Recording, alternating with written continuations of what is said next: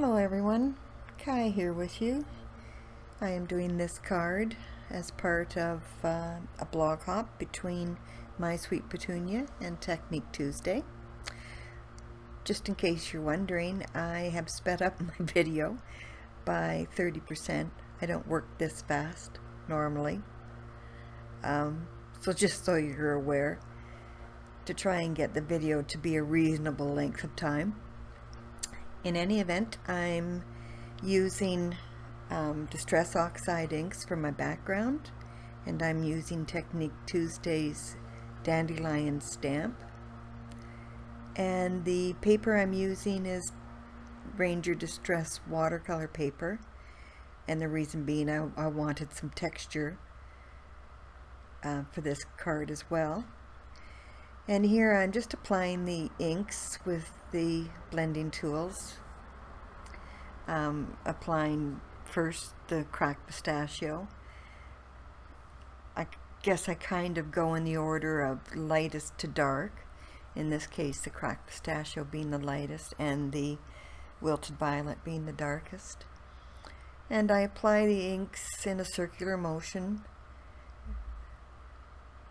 tapping off when I feel it's necessary. I do more tapping off with the wilted violet than any of the other inks. And then when I'm done applying the ink, I go over the blending lines again with the lightest color, which in this case would be the cracked pistachio. You can see here I'm applying the wilted violet, and right in this point is where I feel it needs extra blending, which is what I do next. And then I think it needs, I don't like to leave a background this, it looks stark to me, so I spritz it with water and just let it sit for a few seconds. It doesn't take very long. You can kind of look at it and see, and then I heat dry it, and that's kind of just blended in the colors nicely on the background. And then I am using my Memory Box Diamond Lattice stencil to do just a very faint impression on the panel for the background of the Dandelion stamp.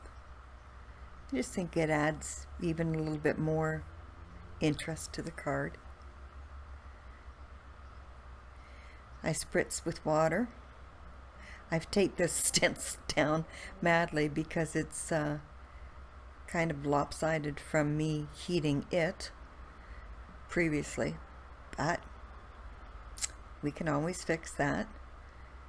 So because I want the stencil to be, or the lattice to look very light on the card, I don't let it sit with water for very long.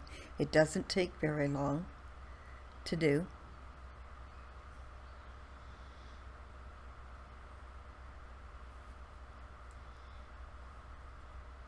It's looking faster, mind you, because I've sped this up.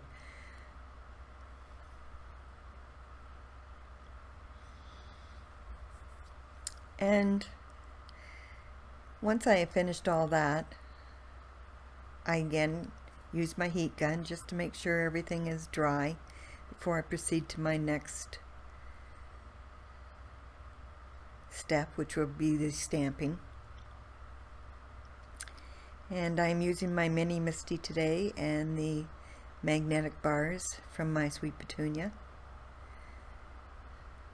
They hold everything nice and flat.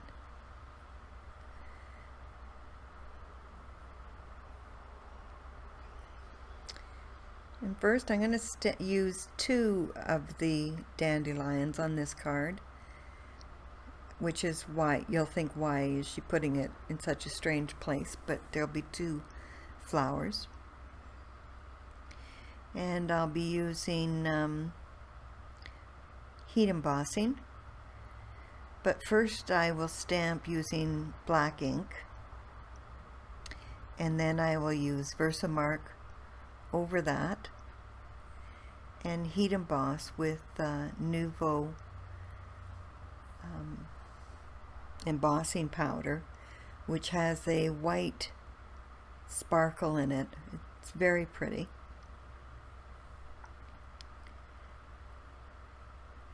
I'm going to prepare the background, of course, with my little powder tool.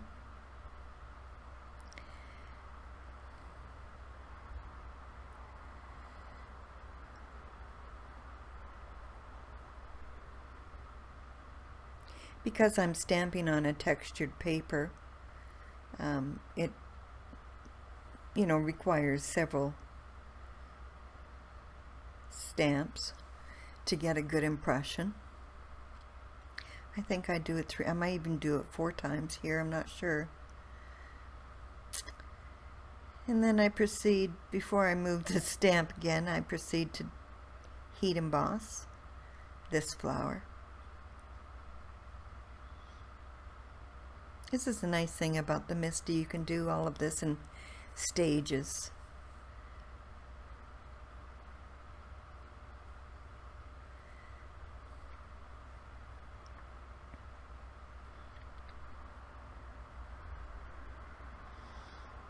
I'm using my heat gun to heat it up.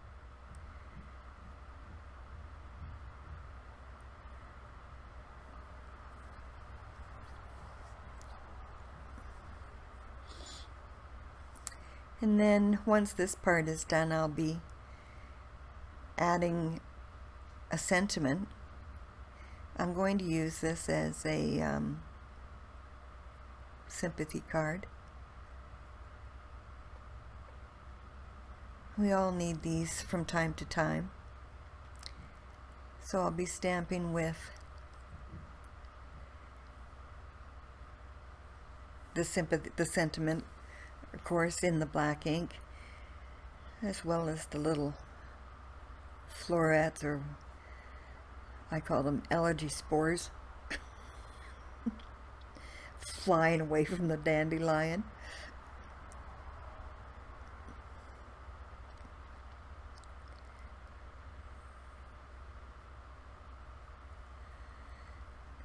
And even with my Misti, I still stamp that crooked.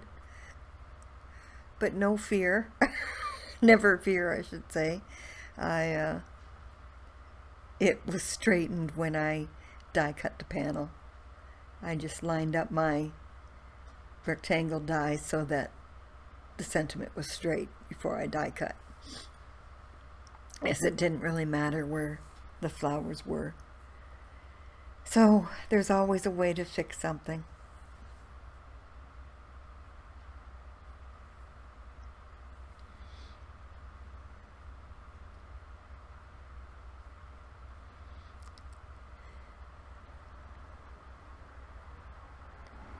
Stamp and heat emboss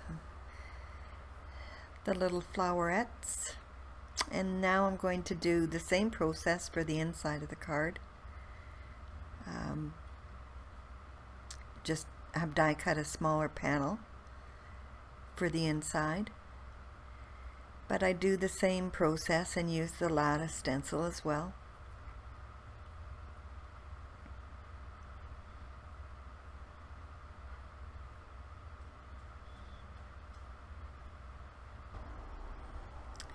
Again, blending the piece until I'm happy with the look of the blending.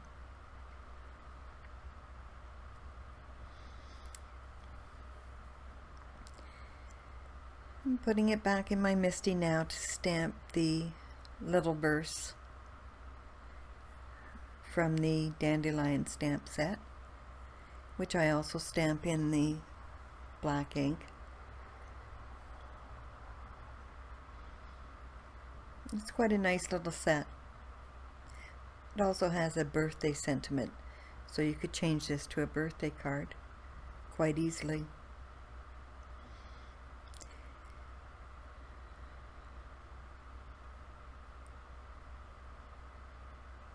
It takes several goes to get a nice dark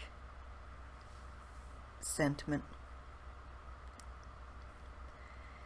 And then for the ends, oh, I forgot about that. I did add some of the flowerets or the allergy spores, but I clear embossed them. I didn't stamp them in black. I used just the Versamark and heat embossed with the same Nouveau Crystal embossing powder. I just didn't want the black part on the inside of the card. So it's just a little added touch. And then I die cut another panel, rectangle panel, in the same color as my card base, which is a deep purple.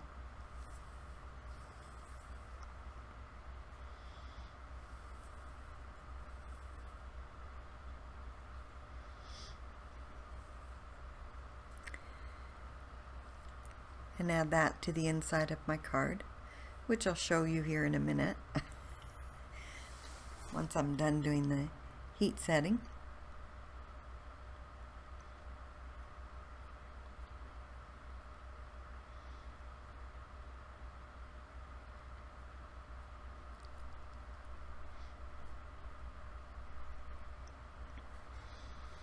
I didn't worry about because I'm using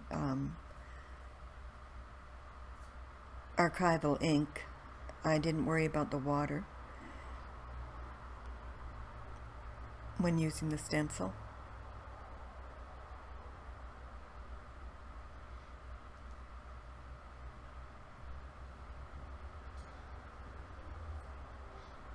It's very subtle but very pretty look.